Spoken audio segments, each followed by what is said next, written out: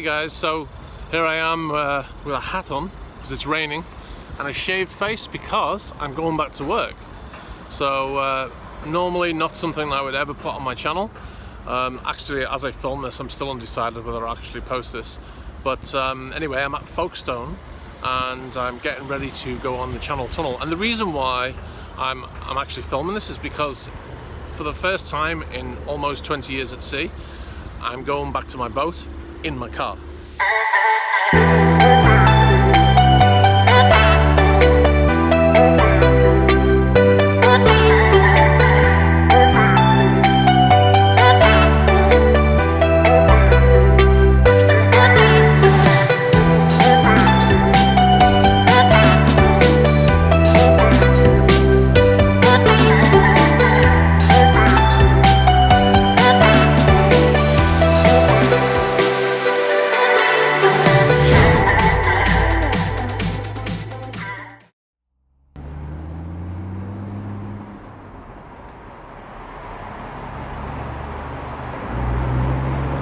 Okay, so we made it to Monaco. So we're heading down to Port Hercules, which is the port for Monaco, the main port. And it's a beautiful day. It's the best day since I got back. Now, to get to Port Hercules from where I am, we need to go through a tunnel. So here we go.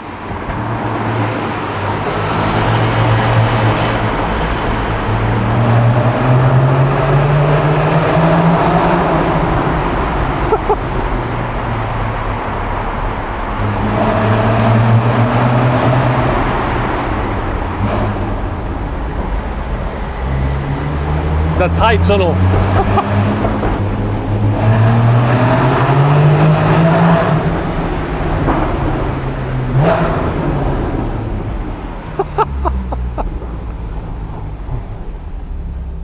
And here we are.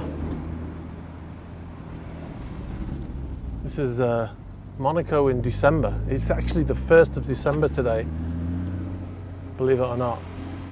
It's only 2 months since the Monaco Yacht Show.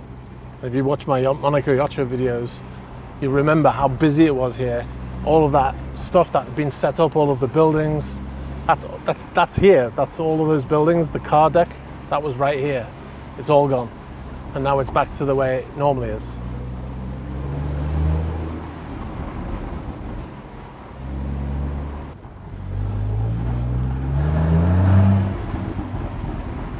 Oh, there's a cruise ship in. All right, so we're back at Port Hercules. All right, let's go. All right, so here we are, right into the big boats. The one in the background there, that's a cruise ship, obviously. No idea what cruise ship it is. This is Royal Romance.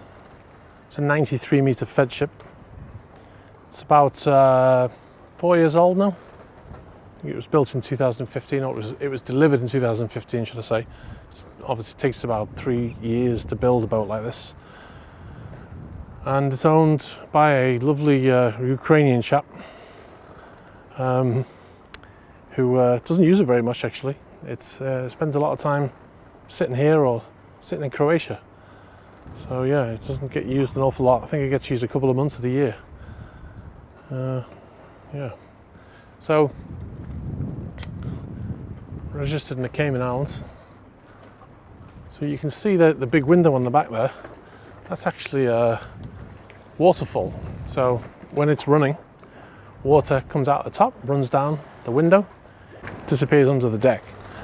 And it also has a screen on it, so you can write things on it. It has like a scrolling screen, so which is a bit, I don't know, interesting, should I say. So yeah, so that's a feature it has. Anyway, so next to it we've got Atlantis 2. As always here, I've spoken about this boat quite a lot in the last few years. So basically, it spends a lot of time here. Also, goes out for a couple of weeks a year, and yeah, it doesn't get used much. It's an old boat, built in '85. It's one of the oldest boats. got a lovely reever tender on it, which you can't see, it's covered up. But yeah, I like this boat. So this is, if you're looking at it, you might be thinking, that looks like Owner. Well, you're right and you're wrong. It was Owner, it was Dilbar originally, then it became Owner, and now it's called Raya. So yeah, it is the same boat, but it's changed the names, which I suspect means change of ownership. I don't know whether you can see that, but the way they've painted the name on the back, on the transom door, you can hardly see it. I think that's deliberate, but it's just not a very good job that they've done, really. I mean, you can see the Georgetown quite bold. I think that's actually metal letters that have been fitted on, but the name's actually painted on it's almost in the same colour. So at certain angles it disappears. They've also done the same thing up on the top deck there, where it used to say Owner, and they've painted it in a colour that doesn't quite match. It looks like it was quite a hurried job, and it might be that the boat's going to go into refit early in the year and early next year, and then they'll get it done properly. So most likely it was just done to just to get the old name off the boat. All right, so this boat is Motor Yacht Boadicea, 76 meters. Built. This is super old. This is built in 1999. You can kind of tell as well by the design. It was refitted in 2017 though, so had a lot of money spent on it then. So trying to give you a bit of an overview of Monaco Harbour Marina.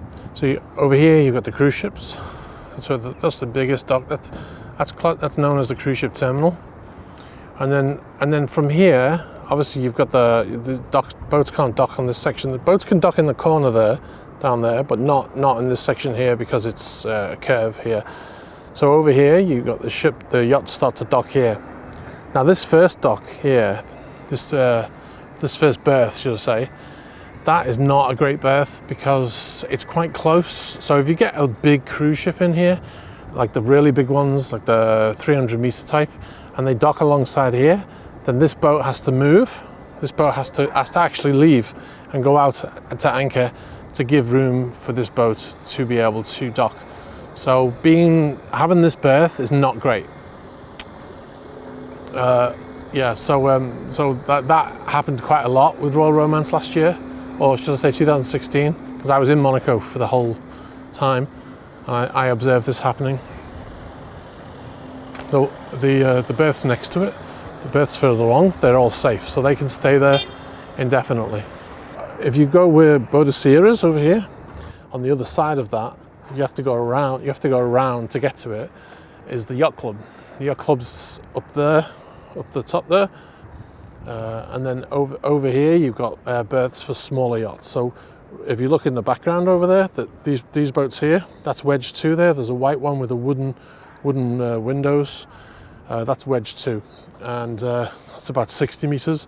So you can actually get big boats in there. I've seen Royal Romance docked over there, so you can get big boats over there, but they generally don't put them there unless they have to, because they stick out too far. Yeah, so that's generally where the 60 meters go, and then all the rest of the berths smaller. But you can get big boats in over here as well, 60 meters over this section over here. It's hard to see, but you can get big boats in a lot of these places. It's definitely got the depth. It's just about practicalities of it and being able to turn in this area here to get the boat in. Okay, I'm rapidly losing the light now. Unbelievable. It's 4:45 and I'm losing the light, so it's definitely winter. Like I said, 1st of December. I'm going to wrap up there, and then I'm going to, because I've got the car now down here, I'm going to be able to go around to some of the different marinas, check out what's happening. There's not going to be much happening, like I said, because this time of year, well, actually we've already missed this time. The time of the year when all the boats go across to the Caribbean is already past. So it's like October, November time. The boats that are going to be used throughout the winter, or the dual season boats that is known in the industry, they go across to the Caribbean. They're already out there. So the boats that are left behind over here, they're probably just going to be sat here for the winter. So, but anyway, when I get some time, I'm gonna go to some of the other marinas and check out, see what's there. So if you like this video, make sure to give it a thumbs up, make sure to subscribe if you haven't already, and I'll see you next time. All right, bye.